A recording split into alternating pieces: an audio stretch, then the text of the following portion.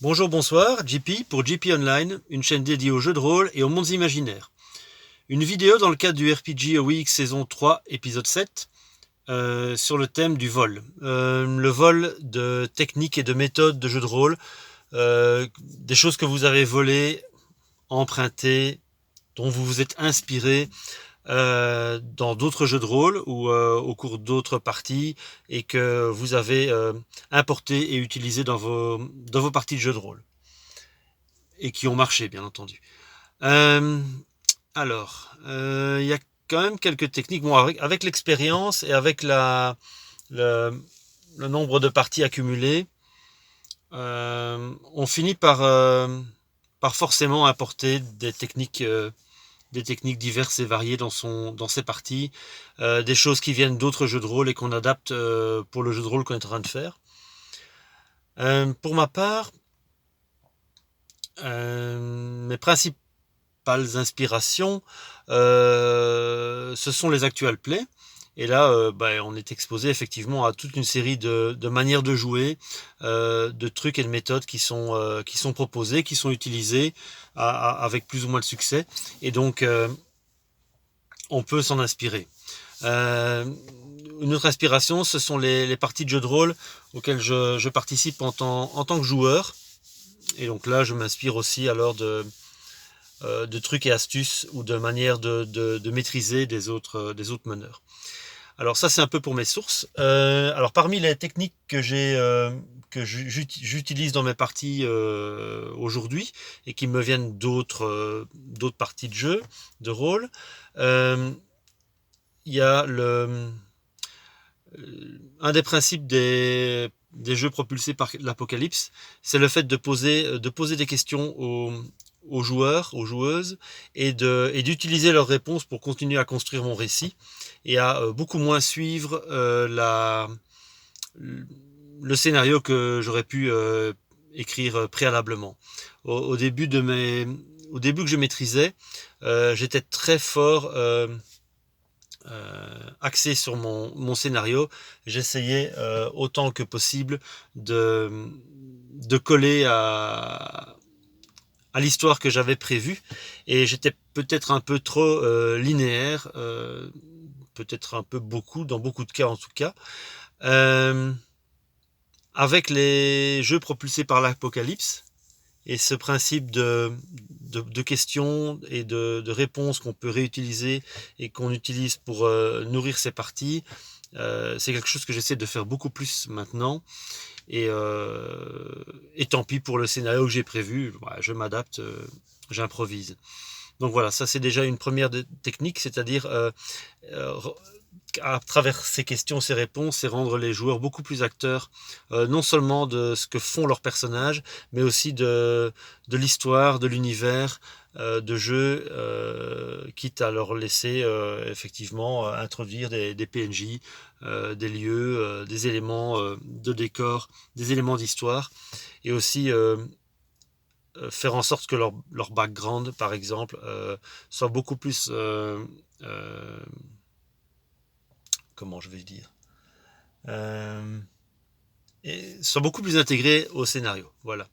Donc ça, c'est une des premières choses. Alors, une des deuxièmes choses, c'est la session zéro. C'est quelque chose que j'ai aussi découvert avec les jeux propulsés par l'Apocalypse. Euh, avant, hormis la phase de création de personnages, où là, j'essayais en général de créer les personnages hors session avec les joueurs, j'avais pas de session zéro. Alors, c'est quelque chose que j'ai pu tester, que j'ai pu expérimenter dans plusieurs de mes parties. Et du coup, je dois dire que ça a plutôt bien fonctionné parce que ça a permis aux joueurs, aux joueuses de s'impliquer beaucoup plus dans l'univers, de le faire, de le construire ensemble euh, et d'y être vraiment. Leurs personnages font vraiment partie de l'univers du jeu et ce ne sont pas des personnages qui arrivent comme ça et qui sont balancés dans une histoire. Non, il y a beaucoup plus de, ils peuvent acquérir beaucoup plus facilement le jeu. Il y a une prise en main et une adhésion à l'univers de jeu qui est beaucoup plus importante. Donc ça, c'est une deuxième technique. Une troisième technique que j'essaye ou que je vais essayer d'introduire dans mes parties, c'est quelque chose que j'ai vu dans les actuels plays de Game of Roll avec Tigre Fibre en tant que meneur de jeu.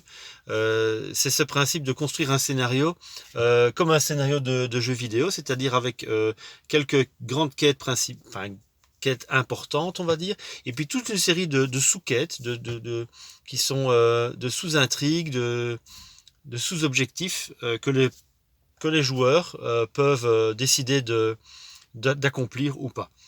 Ça rend vraiment l'univers très très foisonnant, très varié et beaucoup plus vivant que si on s'attache uniquement à la ligne narrative principale, comme je le faisais d'ailleurs avant. J'avais vraiment une approche très, oui, très dirigiste. Ici, avec la manière dont Tigre Fibre présente son univers de jeu, il y a vraiment un sentiment de liberté et d'open world euh, que je trouve assez plaisant. Maintenant, ça demande effectivement beaucoup plus de travail en amont, ou alors une grande faculté, en plus d'une grande faculté d'improvisation. Euh, alors une autre technique, en parlant d'improvisation, une autre technique que j'ai vu utiliser avec succès dans pas mal de jeux, et que j'essaye aussi, moi, d'importer dans mes parties, c'est l'utilisation de tables aléatoires, euh, qui d'une part permettent de créer des éléments sur le pouce, sans avoir dû les prévoir beaucoup à l'avance, ou pas du tout d'ailleurs. Ça rend le jeu beaucoup plus vivant et ça crée aussi des surprises, même pour le meneur de jeu, euh, qui ne sait pas toujours ce qui pourra ressortir des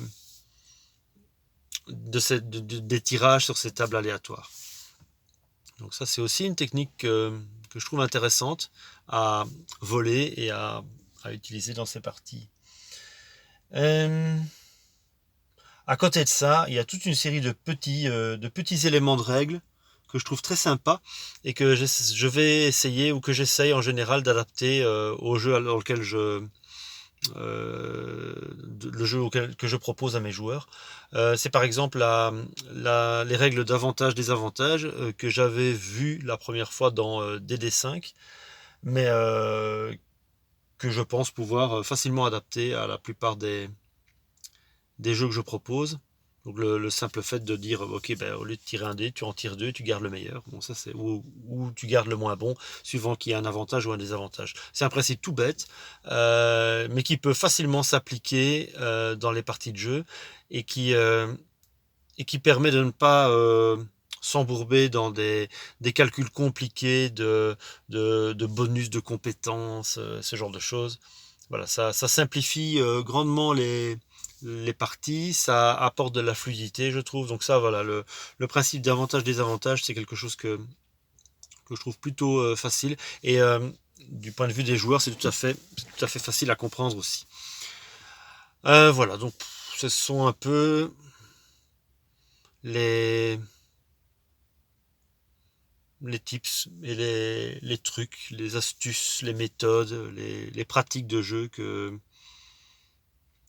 j'ai pu entre guillemets parmi tant d'autres parce qu'il y en a, voilà, j'ai pas tout ça en tête là maintenant, mais voilà, quelques petits tips et pratiques que je trouve assez intéressants et que j'ai volé sans vergogne euh, dans d'autres jeux, dans d'autres pratiques et en écoutant des actuels plays. Voilà, donc ce sera tout pour moi, pour cette réponse. Je vous remercie pour l'écoute. Si vous avez des commentaires, des suggestions, des questions, n'hésitez pas à les laisser en bas de la vidéo. Voilà. Et je vous souhaite une bonne journée, une bonne soirée ou une bonne nuit, où que vous soyez. Au revoir.